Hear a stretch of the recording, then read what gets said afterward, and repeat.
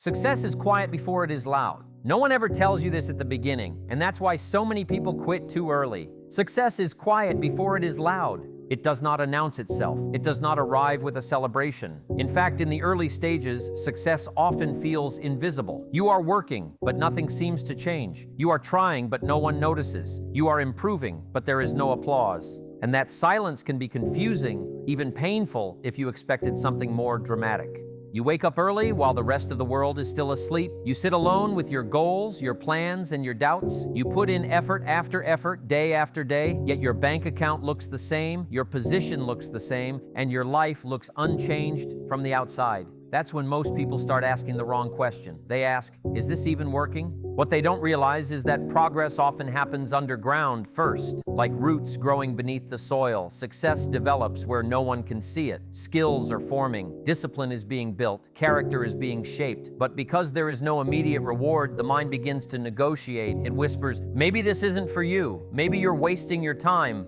And this is where the difference is made.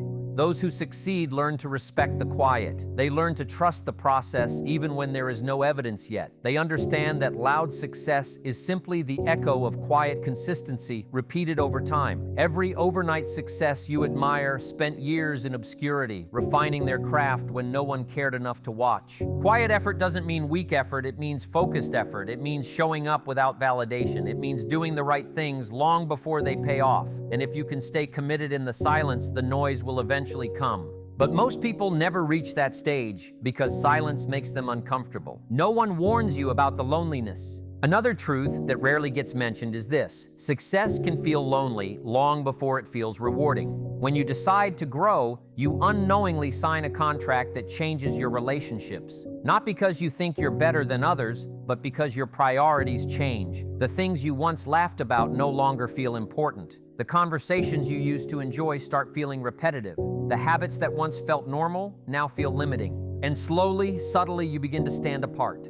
You stop wasting time. You start saying no. You choose discipline over distraction. And without realizing it, you create distance. People may not understand why you're no longer available, why you're so focused, why you don't participate like you used to. Some will say you've changed, and they'll be right. Growth always creates separation. This loneliness isn't about being alone. It's about being misunderstood. It's about walking a path that others haven't chosen. It's about carrying a vision that only you can see. And that can feel heavy, especially when encouragement is scarce and doubt is loud.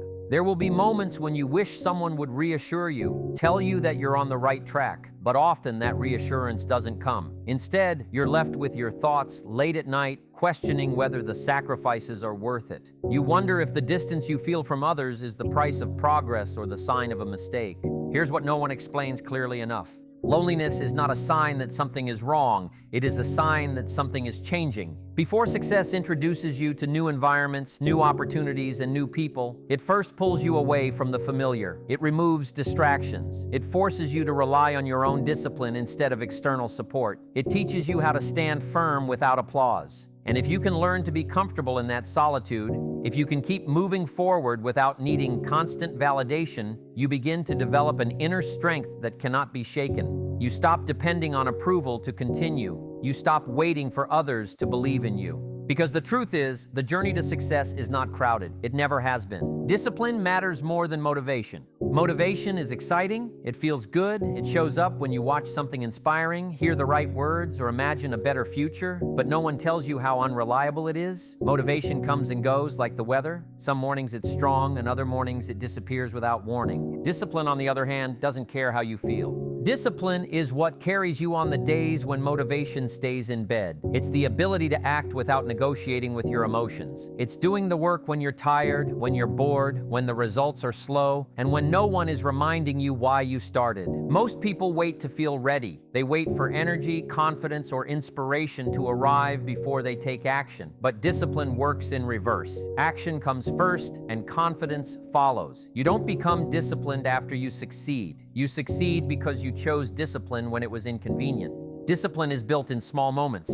choosing to wake up when the alarm goes off, choosing to stay consistent when no one is checking, choosing long-term progress over short-term comfort. These choices may seem insignificant in isolation, but compounded over time, they create an unstoppable momentum. What's powerful about discipline is that it creates self-trust. Every time you do what you said you would do, you send a message to yourself that you can be relied on. That trust becomes the foundation of confidence. Not the loud, fragile confidence that needs constant praise, but the quiet confidence that comes from knowing you've shown up before and you'll show up again. And once discipline becomes part of who you are, motivation becomes a bonus instead of a requirement. Growth demands letting go. Growth is often presented as something you add. More skills, more money, more opportunities. But the part no one prepares you for is that growth begins with subtraction. To move forward, you must let go. Let go of habits that keep you comfortable but stagnant. Let go of routines that no longer serve the person you are becoming. Let go of environments that reinforce the old version of you. And sometimes, let go of relationships that are built on who you used to be, not who you are trying to become. This is one of the most emotionally difficult parts of success. You feel guilty for changing. You worry about disappointing people. You wonder if you're being selfish for choosing yourself. But growth is not selfish, it's necessary. You cannot reach a new level of life while clinging to the patterns that belong to the old one. Letting go doesn't always mean cutting people off. Sometimes it means limiting access. It means protecting your time, your energy, and your focus. It means saying no without explaining yourself. It means accepting that not everyone will understand your choices and being okay with that. There is grief in this process. You grieve the familiarity, you grieve the comfort, you grieve the ease of staying the same. But on the other side of that grief is clarity. When you remove what no longer fits, you create space for what does. Growth demands courage because letting go often feels like loss before it feels like progress. It feels like standing still while everything familiar fades away. But what's really happening is preparation. You are making room for a future that requires a stronger version of you. And as you continue forward, lighter and more focused, you begin to realize that what you released was never meant to go where you're headed. Failure is not a sign, it's a requirement. At some point on this journey, failure will show up uninvited. Not as a small inconvenience, but as a moment that makes you question everything. A plan falls apart, an opportunity disappears, an effort you believed in doesn't work, and in that moment, it feels personal. It feels like proof that you're not good enough, not ready, not meant for more. But no one ever tells you that failure is not the opposite of success. It is part of the process that creates it. Every meaningful step forward requires learning, and learning requires mistakes. Failure is feedback. It reveals weaknesses you didn't know you had and strengths you didn't know you needed. It forces you to slow down, reassess, and take responsibility. It strips away ego and replaces it with understanding. Those who succeed are not the ones who avoid failure. They are the ones who stop running from it. They study it. They ask better questions. They refuse to let one setback define their entire story. Failure teaches resilience in a way comfort never could. It teaches patience when things don't go as planned. It builds emotional control when frustration wants to take over. And most importantly, it teaches you that you can survive disappointment and keep moving forward. Every failure you endure strengthens your foundation. It prepares you for responsibility. It sharpens your judgment. It conditions your mind to handle pressure. And slowly, you realize that failure didn't come to stop you. It came to shape you. Success changes you before it rewards you. Before success gives you anything tangible, it works on you internally. It changes how you think. It changes how you make decisions. It changes what you tolerate and what you refuse to accept. Long before recognition arrives, you learn patience. Long before freedom arrives, you learn discipline. Long before confidence shows on the outside, it is built quietly on the inside. Success reshapes your identity before it reshapes your life.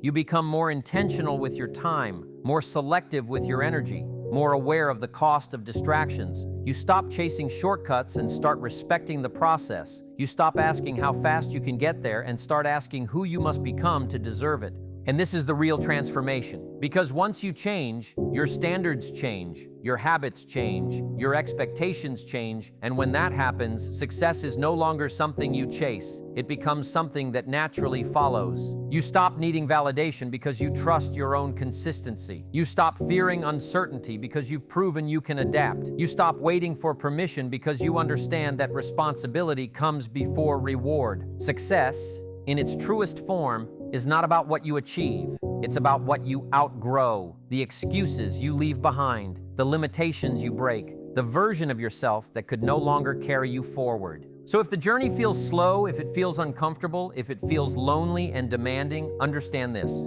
It's not because you're doing something wrong. It's because you're becoming someone capable of handling what you asked for. And when the rewards finally arrive, they won't feel accidental. They won't feel overwhelming. They will feel earned. Because success didn't just change your circumstances. It changed you first.